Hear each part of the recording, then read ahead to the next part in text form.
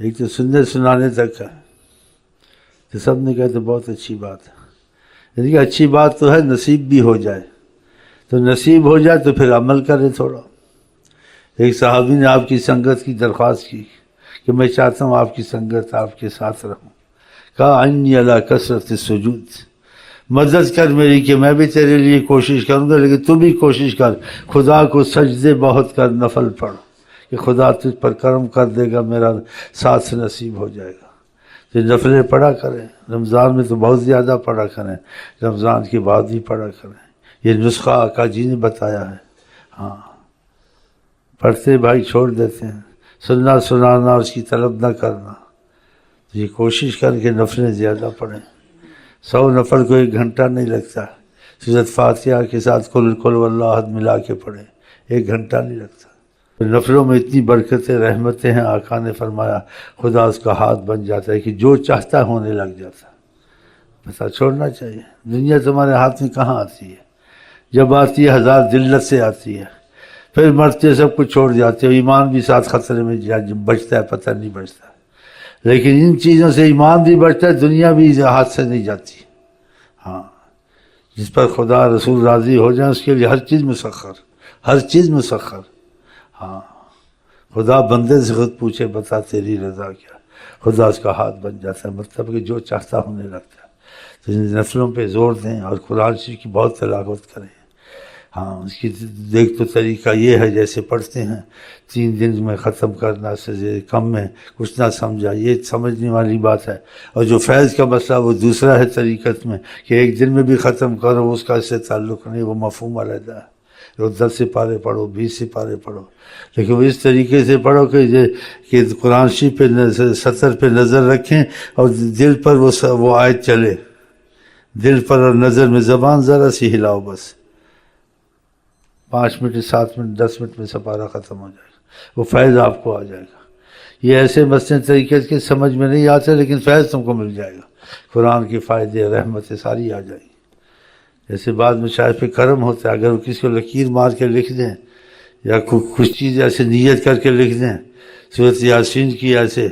نیت سے یا اس لکیر میں، سمجھے سارا قرآن ساری سورت آ گئی اس میں بغیر پڑھنے کے۔ یہ ایسی چیزیں سمجھ میں نہیں آتی، لیکن کچھ نہ کچھ تمہارے فہم کے قریب میں نے کر دیا۔ اگر آپ چاہتے ہیں خدا رسول کا قرب نصیب ہو، نبی کے کی محبت نصیب ہو، قرب نصیب ہو، تو نفلوں میں زیادہ زور لگائے۔ ہاں پڑھنے والے 1000 بھی پڑھ لیتے ہیں، 2000 بھی پڑھ لیتے ہیں، 500 بھی پڑھ لیتے ہیں، لیکن جس کی دل سچی ہوتی ہے وہ پھر محنت کرتا ہے نا، تو اس محنت سے تو وہ نہیں مل سکتے، لیکن یہ تو ثبوت ملتا ہے کہ اس کو اس چیز کی طلب ہے، سچا ہے، تو پھر کرم کا تقاضا کھل جاتا ہے، ورنہ مجاہدے سے ریاضت سے خدا رسول کو کوئی نہیں پا سکتا، لیکن کرم کا تقاضا آ جاتا ہے، اس کو پیاس سچی ہے۔ ہاں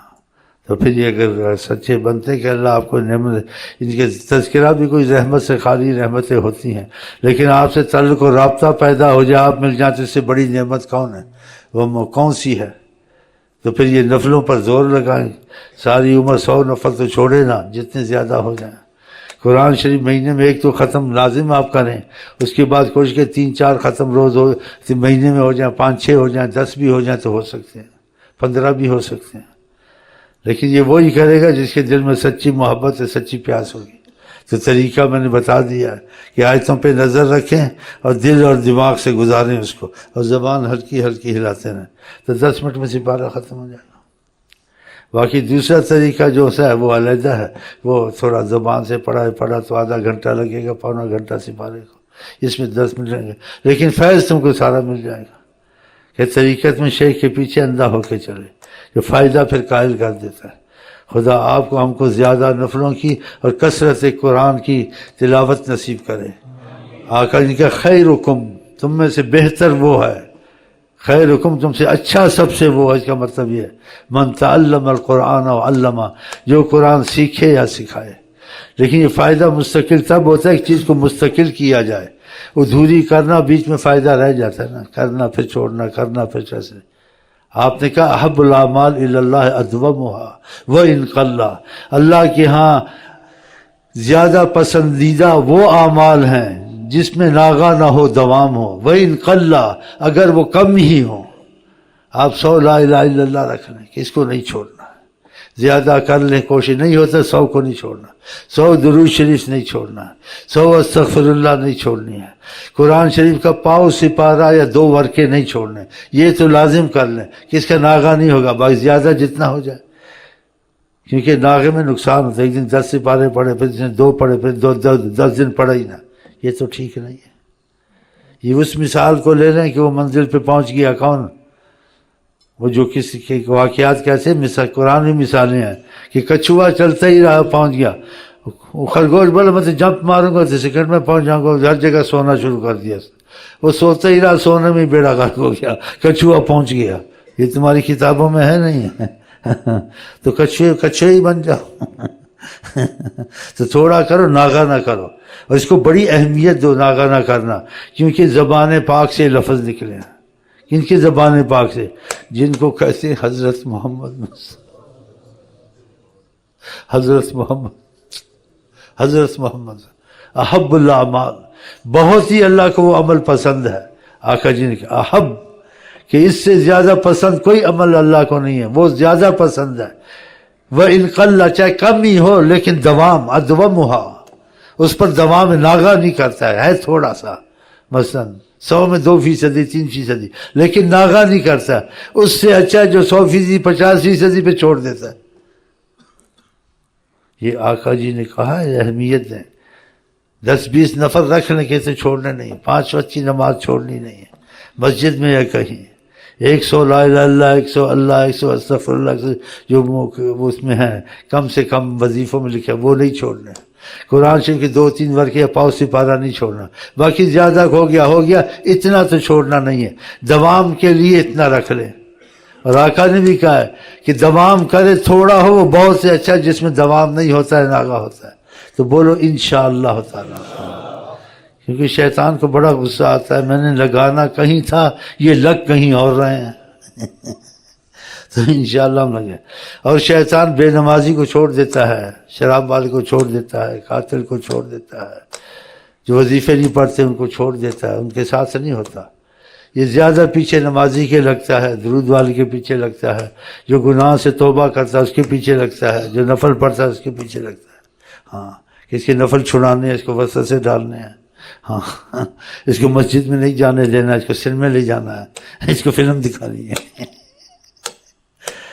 تو یہ جو شیطان ہے یہ نمازیوں کے پیچھے، وظیفے والوں کے پیچھے زیادہ لگتا ہے۔ اس لیے کچھ عرصہ وہ پڑھتے ہیں، پھر ان کو شکایتیں ہوتی ہیں، شیخ صاحب سر پکڑا گیا ہے، شیخ صاحب گندی خوابیں آ رہی ہیں، وسوسے آ رہے ہیں، تو قرآن میں وسواس کرنا کہ تم نے اللہ رسول کا نام معاملہ شروع کیا، وہ کہتا تھا کہ میں اس کو اپنے ساتھ رکھنا چاہتا ہوں، میرا ساتھ چھوڑ رہا، پھر وسوسے آتے ہیں، اور جتنا آگے بڑھتا اتنے وسوسے سخت آتے ہیں، تو پھر خدا رسول کو چھوڑ دینا چاہیے، شیطان نفس کا مقابلہ کرنا چاہیے، تو پھر وہ آیت الکرسی آپ کو سکھائیں گے، آیت الکرسی پڑھتے رہیں، پھر آپ کو دوسرا طریقہ سکھائیں گے، اس میں شیطان کا زور توڑتا ہے، فلک والا طریقہ سکھائیں گے جس میں شیطان کے وسوسوں کا، جنات کا، جادو کا بھی زور ٹوٹتا ہے، تو پھر یہ ایک منزل ہے جو چلتی رہتی ہے، ہاں تو پھر وہ دشمن پیچھے لگ جاتا ہے۔ جو آدمی مفلس کنگال ہوتا ہے اس کے پیچھے کوئی نہیں ہوتا ہے، جس کو دیکھا اس کی دکان ہے یا امیر بن گیا، اغوا والے اور دوسرے اس کے پیچھے لگ جاتے، نہیں لگ جاتے، اس کو پکڑو بھائی موٹا مرغا ہے، ہاں اس کے پیچھے لگ جاتے ہیں، حسد والے، بغض والے، چور، ڈکیتی، ایسے جو اس پر ایمان کی دولت آتی ہے اس کے پیچھے شیطان کے گروہ لگ جاتے ہیں۔ کمزور ہو تو 2-4 شیطان اس کے پیچھے لگ جاتے ہیں، مضبوط ہو تو شیطان فوج لے کے آ جاتا ہے، اس کو گھیرو، اگر یہ نکل گیا یہ ہزاروں کو لگائے گا۔ تو آپ لوگوں میں پڑھے لکھے قابل صلاحیت والے، اگر آپ لوگ لگ گئے آپ ہزاروں کو لگا سکتے ہیں، جیسے آپ میں قابلیت ہے، صلاحیت ہے، تعلیم ہے، کالج کی سب سمجھتے ہو، تو آپ کا کالج دوسرا ہو جائے گا حضرت محمد مصطفیٰ کا۔ اللہ تعالیٰ کرے ہمارے دل میں ان کی جگہ پیدا ہو جائے، ہمارا دل اللہ بن جائے، محمد مصطفیٰ بن جائے انشاءاللہ۔ ہم آپ کو کہتے ہیں السلام علیکم ورحمۃ اللہ وبرکاتہ، آپ کیا کہتے ہیں؟